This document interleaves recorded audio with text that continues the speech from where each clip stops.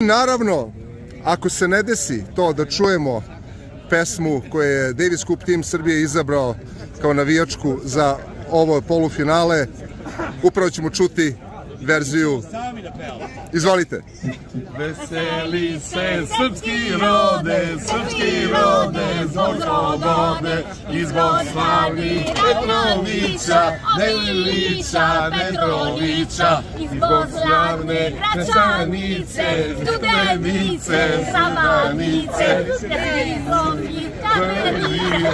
od Svilena do Svilije. Tako to zvuči kad Italijani i Srbi zajedno pevaju. Dame i gospodo, idemo Srbija! Ovo je ludilo. Italijanka zapevala čuvenu srpsku pesmu. Raširila zastavu sa likom Novaka, pa pustila glas i oduševila sve Srbe. Vreme je da naši teniser krenu u pohod na finale Davis Cupa.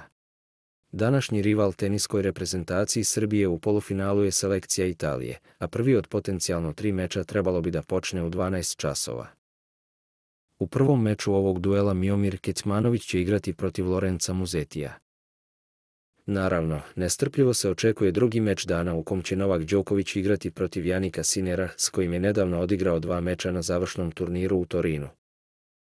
Naši teniseri će imati veliku podršku naših navijača, ali uz izabranike Viktora Trojičkog je i jedna Italijanka, koja je danas odnela potpuni šou u Malagi.